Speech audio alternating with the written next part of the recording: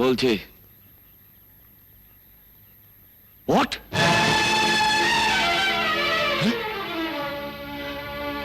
কি হয়েছে বলো না, কি হয়েছে? সুস্মিতাদের গাড়ি অ্যাক্সিডেন্ট করেছে।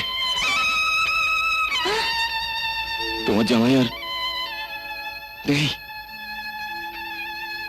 না না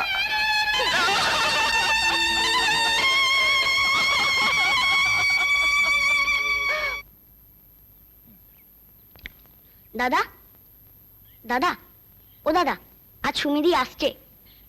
তো আমি কি করব? জানো দাদা, দিদির কত কষ্ট। দিদির বাবা দিদিকে কত চাবুক মেরেছে। দিদি খালি কাঁদে। দিদির পিঠে কত দাগ জানো? উপলব্ধি করতে এসেছিস দিদির হয়ে?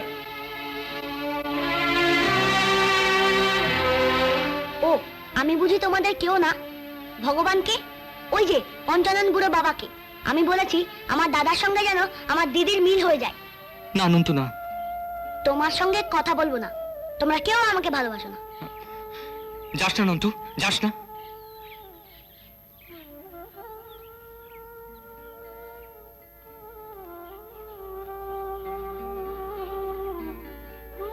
তোমার জন্য এই কেকটা এনেছি। খাওয়া দাওয়া তো ছেড়ে দিয়েছো, খাবে না দাদা? তুই আমাকে এত ভালোবাসিস নন্তু? তাই তো দিদি চলে গেল, আর তুমি আমাকে চড় মারছো। আমি ভুল করেছি, আমি ভুল করেছি নন্তু। এ নাও কেকটা, ধরো, খেয়ে নাও দাদা, ধরো।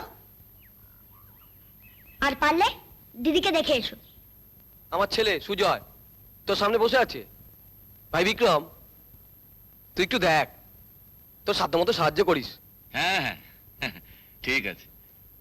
হ্যাঁ, আমায় দেখতে হবে তো। হ্যাঁ হ্যাঁ, দেখবো। ঠিক আছে, ছাড়লাম। হ্যাঁ আঙ্কেল, হুম। আপনি আমাকে ধরে বেঁধে সব শিখিয়ে নিন। মানে শুধু থিওরি জানলেই তো সব হয় না, প্র্যাকটিক্যাল ট্রেনিংও তো নিতে হয়। তো সেই প্র্যাকটিক্যাল ট্রেনিংটা আমি তোমায় দেবো। হ্যাঁ আঙ্কেল। হ্যাঁ, আর নতুন কথা কি, কত লোকে তো কতভাবেই সাহায্য করলাম। তাছাড়া তুমি জয়ন্তর ছেলে। Thank you uncle. তো আজকে আমাদের বাড়িতে চলে এসো না। আপনার বাড়ি? হুম। হ্যাঁ নিশ্চয়ই যাব, তবে আঙ্কেল আজ নয়, কাল যাব। মানে আজ একটা জরুরি কাজ আছে। ও, আচ্ছা আঙ্কেল, একটা কথা জিজ্ঞেস করবো? হুম, বলো। না মানে বলছিলাম যে, আচ্ছা থাক, কালই বলবো। আহা, বলেই ফেলো না, অত পর পর মনে করছো কেন? তোমার মাইনের কথা? না না, আসলে বলছিলাম যে সুস্মিতা এখন কেমন আছে? আছে একরকম। আসলে ওর কথা বাড়িতে সবসময় আলোচনা হয় তো। কি আলোচনা হয়?